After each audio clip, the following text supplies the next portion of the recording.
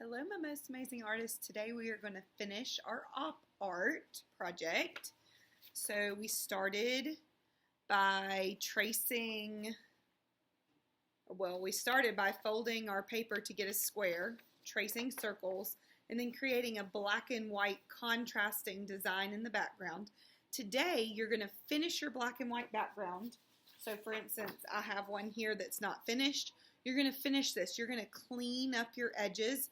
So if your edges are a little bit scratchy and not straight, you want to straighten those out. You can use a ruler and just draw that outline, and I can show you how to do that if you need to know. But finish your black and white design. If you have a lot to do, then you need to get to work quickly. You need to be focused and be on task. Today is the last day for this. When you're done with your black and white design, you're going to cut the rectangular edge off your project, leaving the circle poking out.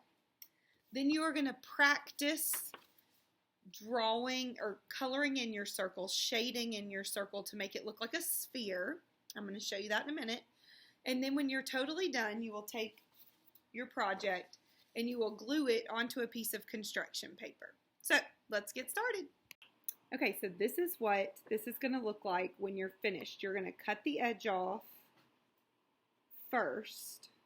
Then I'm going to give you a sheet of copy paper for you to practice shading so you can trace one of these and practice shading. Some of you did this last week, but I want you to practice shading your circle to look like a sphere before you actually do it on your project.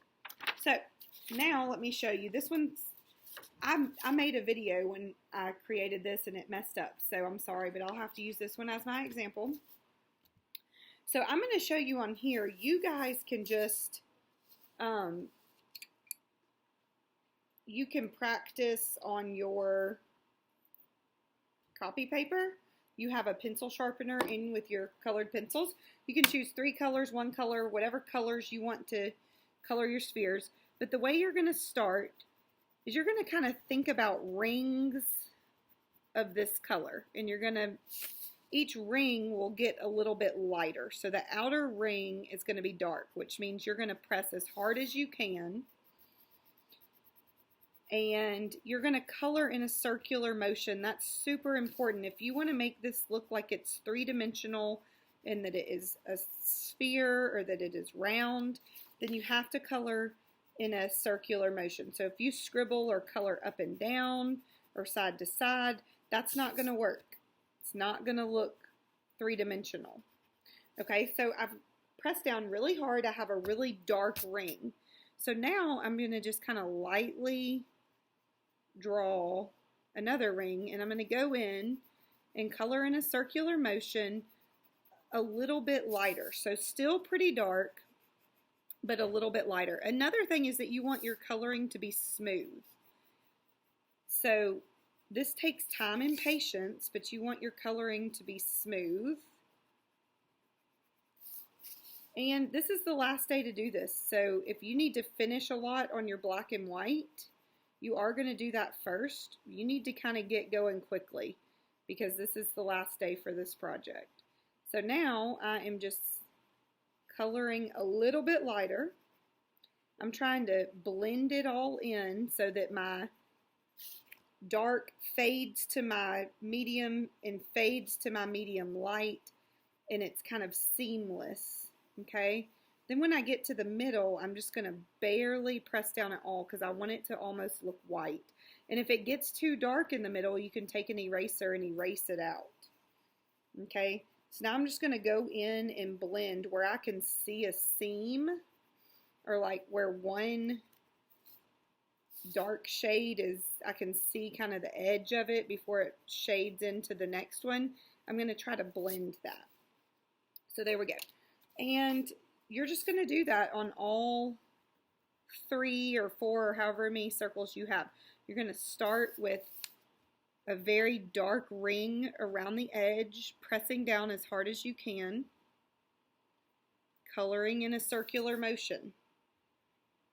It's really important. Take your time. Really practice This will determine whether your project is successful or not, is whether you can do this. If you struggle with it, just take your time. You're probably trying to go too fast. Like I went a little bit fast on this one and it's not as good.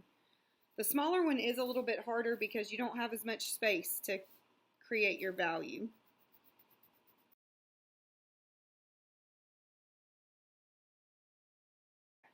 So I'm just doing these three. I'm not going to do this one because I don't want to waste your time.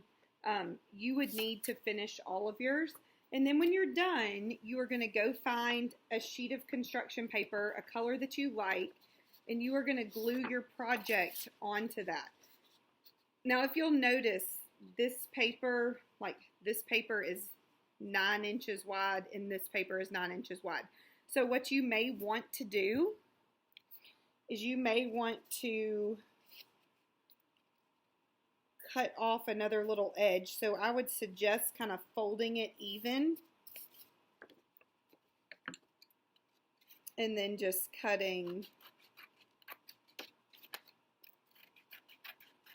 the edge. Okay, try to cut it straight. And then that way you'll have a frame all the way around like this. So you'll take your glue stick, and you won't be able to see this because it's not purple glue, but I'm going to go all the way around the edge. This is not new. Go all the way around the edge and put a big X in the middle. Be sure you do a thick line of glue, not a thin line. Notice I'm going kind of back and forth. And then you will glue it down.